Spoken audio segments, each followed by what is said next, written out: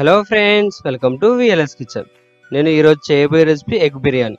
మనం ఎప్పుడు ఎగ్స్తో egg curry, egg fry కాకుండా ఇలా డిఫరెంట్గా ఎగ్ బిర్యానీ అనేది చికెన్ బిర్యానీ టేస్ట్తో చాలా ఈజీగా చేసేసుకోవచ్చు అండి. నేను ఈ వీడియోలో ఎగ్ బిర్యానీ చాలా సింపుల్గా ఈజీగా ఎలా చేయాలో చూపిస్తానండి. మీరు ఒకసారి తిన్నారంటే ఈ టేస్ట్ వదలరు. మీరు కూడా ఒకసారి ట్రై చేసి చూడండి. మీరు కనుక మా ఛానల్ని ఫస్ట్ టైం చూస్తున్నట్లయితే మరిన్ని లేటెస్ట్ వీడియోల కోసం క్రింద ఉన్న సబ్స్క్రైబ్ బటన్ని క్లిక్ చేయండి. ఈ ప్రాసెస్ ఎలానో చూసేద్దామా. ఇక్కడ నేను ఈ రెసిపీకి 2 కప్పుల రైస్ని తీసుకున్నానండి. ఇందులో వాటర్ మొత్తం యాడ్ చేయాలి. నేను ఈ కప్పుతో తీసుకున్నాను. 2 కప్పులు తీసుకొని దీంట్లో 4 కప్పుల వరకు వాటర్ని యాడ్ చేసి శుభ్రంగా 2 సార్లు కడిగి ఇలా మూత పెట్టి పక్కన పెట్టుకోవాలి.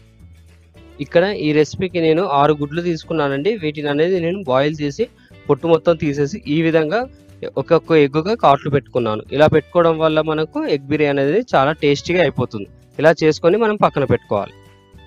ఇప్పుడు ఒక బౌల్లో 2 టేబుల్ స్పూన్ ఆయిల్ వేసుకోవాలి. ఆయిల్ వేడి అయిన తర్వాత షాజీరా, దాల్చిన చెక్క, బగారాకు, అనాస పువ్వు, లవంగాలు వేసి వేయించుకోవాలి. వీటిని మనం లో ఫ్లేమ్లో వేయించుకోవాలి. హై ఫ్లేమ్, మీడియం ఫ్లేమ్లో పెడితే మాడిపోతాయండి. లో ఫ్లేమ్లోనే వేయించుకోవాలి.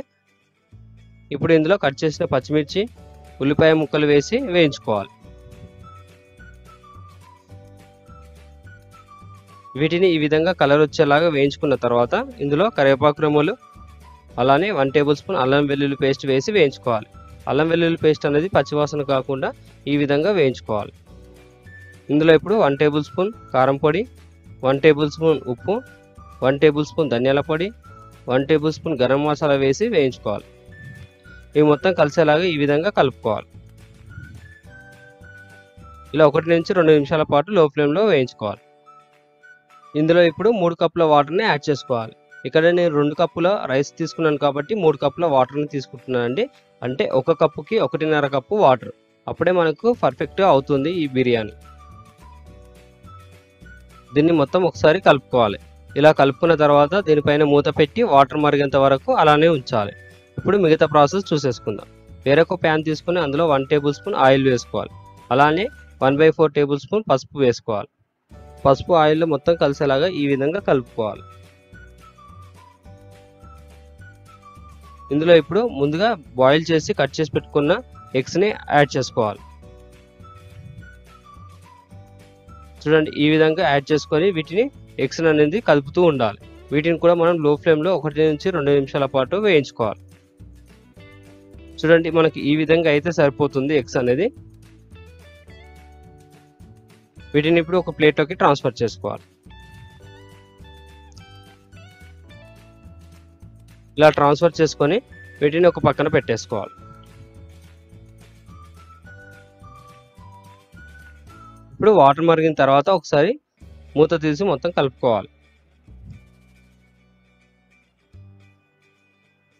మనం ఇంతకుముందు రైస్ అనేది నానబెట్టుకున్నాం కదండి, 2 కప్స్ రైస్.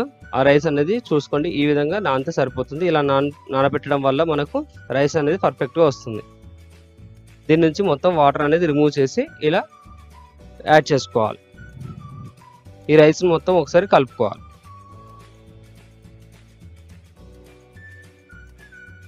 ఇందులో ఇప్పుడు ముందుగా ఫ్రై చేసి పెట్టుకున్నాం కదండి ఎగ్స్, అందులో మిగిలిన ఆయిల్ అనేది ఇందులో వేసేసుకోవాలి.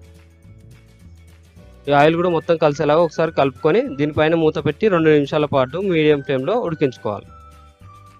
ఇప్పుడు ఒకసారి మూత తీసి రైస్ని కలుపుకోవాలి.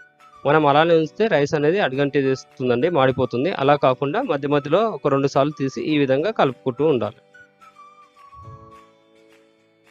ఇప్పుడు మరలా మూత పెట్టి వాటర్ మొత్తం ఇంకే వరకు మీడియం ఫ్లేమ్లో అలానే ఉంచాలి. చూడండి, ఆల్మోస్ట్ వాటర్ అనేది 95% అబ్జర్వ్ అయిపోయి ఈ విధంగా ఉన్నప్పుడు ఒకసారి చూసుకోవాలి.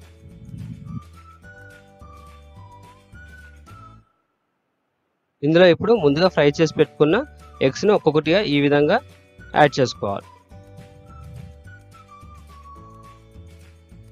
దీనిపైన కొద్దిగా కొత్తిమీర వేసి గార్నిష్ చేసుకోవాలి. దీనిపైన ఇప్పుడు మూత పెట్టి 1 నుంచి 2 నిమిషాల పాటు లో ఫ్లేమ్లో అలానే ఉంచాలి. చూడండి, మనకు ఈ విధంగా ఉంటే సరిపోతుంది. రైస్ కూడా పర్ఫెక్ట్గా ఉడికింది.